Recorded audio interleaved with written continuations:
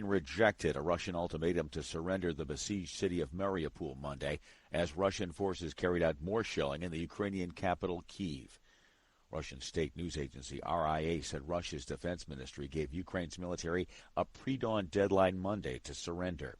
Ukrainian Deputy Prime Minister Irina Vereshchuk rejected the Russian demand and said Russia should unconditionally open humanitarian corridors to allow citizens to leave Mariupol. Vereshchuk told the news outlet Ukrainian Pravda there can be no talk of surrender or laying down arms.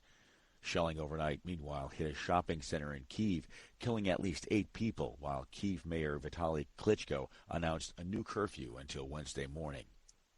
Meanwhile, Britain is accusing the Russian state of being behind hoax calls to 2 government ministers by an impostor posing as the Prime Minister of Ukraine. Associated Press correspondent Charles de Ledesma reports. British Defence Secretary Ben Wallace says the hoaxer was able to speak to him on a video call last Thursday, and Home Secretary Priti Patel said she'd received a similar call, whereas Culture Secretary Nadeem Dorries said an unsuccessful attempt was made to speak to her. Wallace says he became suspicious and hung up after the caller posed several misleading questions. Wallace blames Russian disinformation, distortion and dirty tricks for the hoax. Prime Minister Boris Johnson's spokesman Max Blaine says the Russian state was responsible for the calls made to government ministers last week. Charles de Ledesma, London. Russia's invasion of Ukraine has wreaked devastation and destruction, exacting a heavy toll on civilians. The UN says more than 3.8 million people have now fled Ukraine.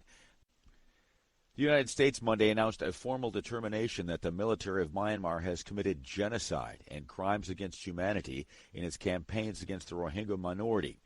Details now from VOA's chief national correspondent, Steve Herman in Washington.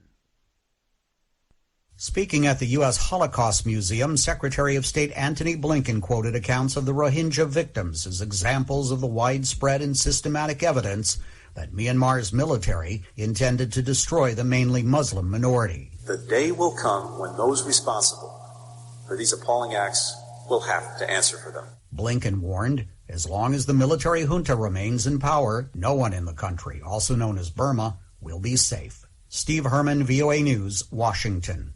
Blinken said Monday this is only the 7th time the U.S. has concluded that genocide has been committed.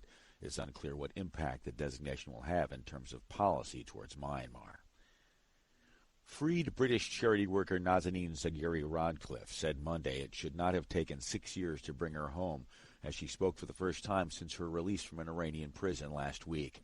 Zaghari-Ratcliffe and Anusha Ashuri were released last Wednesday amid efforts by Britain, the U.S., and other countries to secure the freedom of dozens of people with dual citizenship with Iran, which doesn't recognize the right to hold citizenship in another country.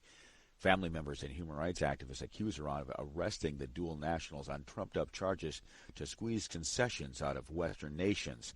Speaking at a London news conference, Zaghari-Ratcliffe said memories of her daughter, who appeared with her Monday, helped sustain her through her captivity. She said while she was grateful to be free, she feels her journey will not be complete until fellow hostage Murad Tabaz and other similar prisoners are also released. Tabaz was left out of the deal that brought the other 2 prisoners home.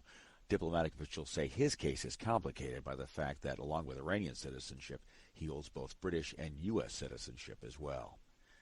The U.S. Treasury Department Monday announced it has imposed sanctions on Sudan's Central Reserve Police for grave human rights violations towards peaceful protesters who've been publicly demonstrating against the military coup in the country.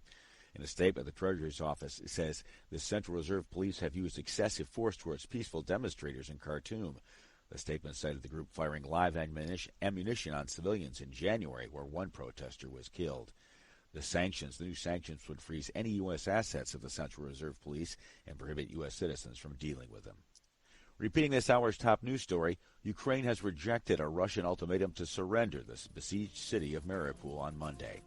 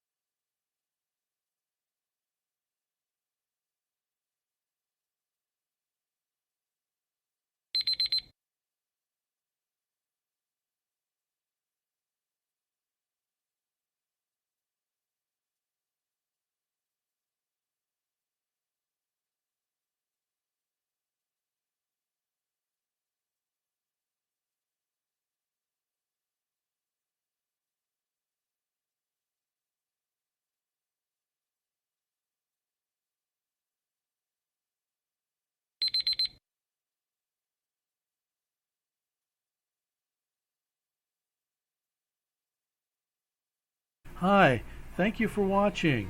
I hope the videos are useful for you. Please subscribe to my channel using the button below.